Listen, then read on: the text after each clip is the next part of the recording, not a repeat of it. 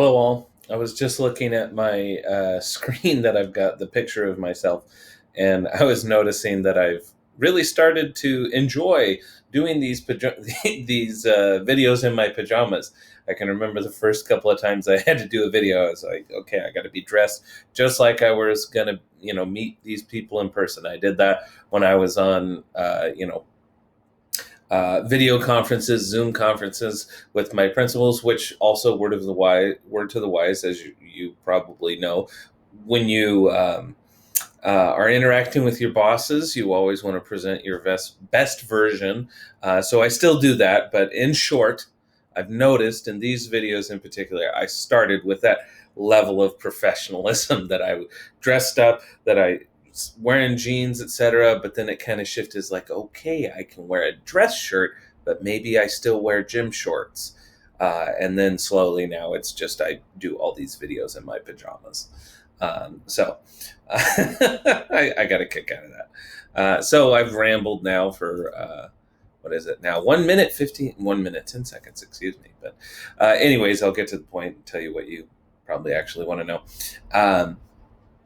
This assignment, before I start talking about what you're doing here, one thing I want to point out is that we've really bounced around the last couple of weeks in terms of what we're doing and where we're going with what it is we're doing. And that really is just due to the nature of remote learning. Unfortunately, a lot of stuff was changing.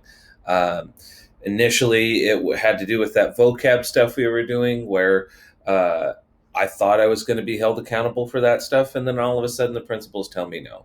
I was told the last day of school that we at least should prepare for was the 19th, so I had a couple other things planned for us to do. Just today, I think it was, I read the email from the district that we did indeed get approval to end school on the 9th. So once again, stuff gets changed. And the short version of it is when, a teacher has less time to teach, the first thing a good teacher does is say, okay, what do I really want them to know? What do I think is really important? And the Twin Tower attacks, 9/11, of course, is pivotal. You all, right? You all have been born, every one of you have been born after 2001, I'm pretty sure. I was born in 95, so 9/11, I remember it. I remember it specifically because I was really pissed off. I wanted to watch Teletubbies.